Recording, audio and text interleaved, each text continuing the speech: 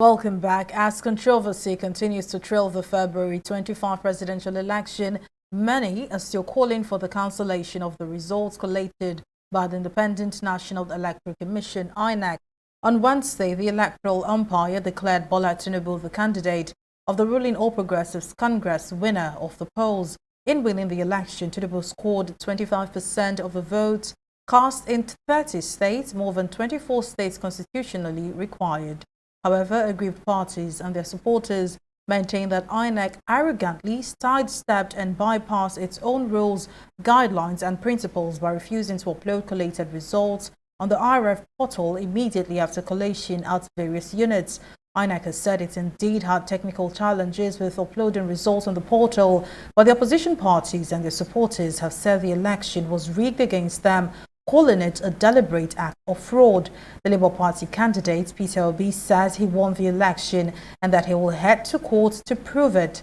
Both the People's Democratic Party and New Nigeria People's Party have also indicated they will seek to challenge the results of the election in court as well. INEC has now uploaded over 80% of polling units results to the IREV, and fingers are crossed about what to expect in the coming weeks. Now, joining me to analyze this further is political affairs analyst Achike Chude. Thank you very much for joining me on the program.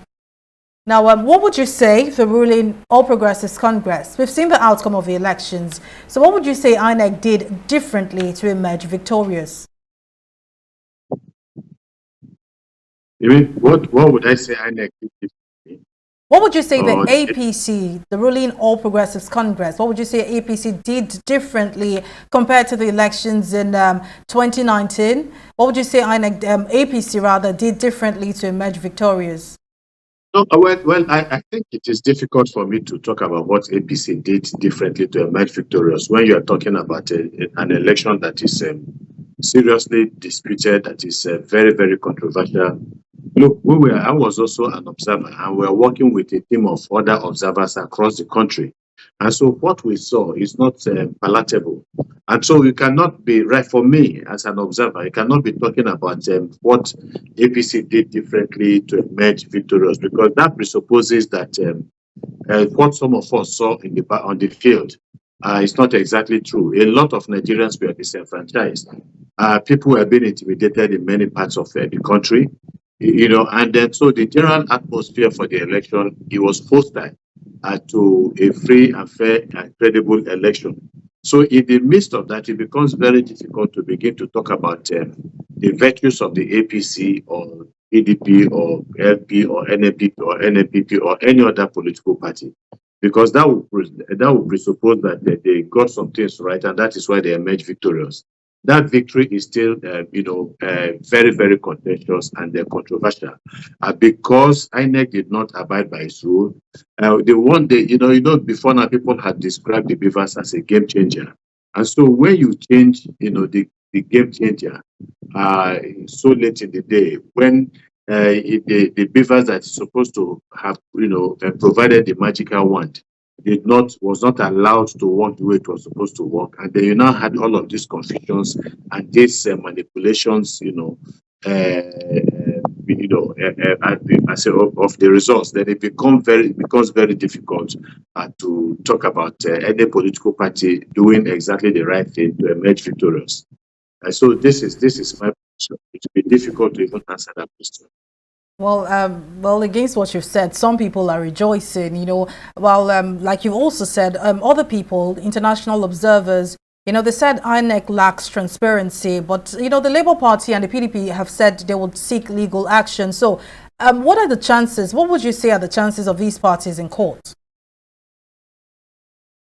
Look, when you say, well, some people are rejoicing, I don't see anybody rejoicing except a close-knit circle of people close to the announced winner of the election, his close friends and allies, and perhaps members of the political party of the APC.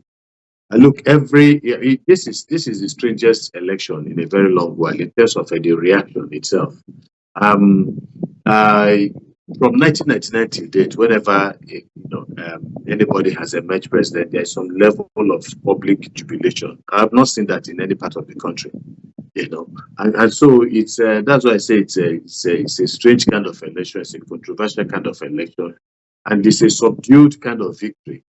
Because I think that there's a general belief that all did not go well with this election, and the lack of celebration, I think, gives impetus to that, suggestion as to what is going to happen at the court. Well, I'm not a lawyer. Even if I were a lawyer, I cannot exactly tell you what is going to happen. I think it's about the evidence that is procured and that is presented before the courts. But again, what courts are we talking about? Look, over the years, Nigerians have lost a lot of respect for the courts.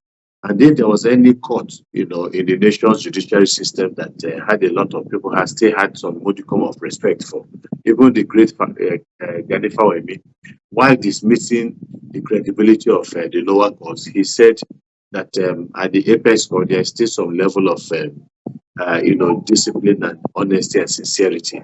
But that is a Supreme Court of about maybe 15 years. Now, a lot of people have the impression that it's all about money, it's all about bribe, it's all about corruption of the judicial system. And it's unfortunate that we have to settle political issues that should be settled at the polling units, that we're settling them, trying to settle them every day at the courts. Some of these cases should be taken away from the courts, and so that we can reduce the corruption, that we have gotten the courts involved in. I don't know whether the court, the Supreme Court, will do justice to this matter, because it's not just the political party, whether LP, NNPP, or PDP, that are looking for justice, but Nigerians are looking for justice, because Nigerians came out in their numbers full of hope and expectation for this election, and then their hopes were dashed. All the young people that participated in this election also left the polling units absolutely disappointed. Here, so I'm not exactly very sure that our courts are really capable of doing justice, especially when it comes to political matters such as this. So it's the air of disillusionment that has enveloped our country, and it is sad that this is the kind of feeling we are having about the judicial system. Look, the politicians knew what they were doing. They knew that all they needed to do is just pull out all the works, completely, sabotage this election, compromise it in every way imaginable and unimaginable.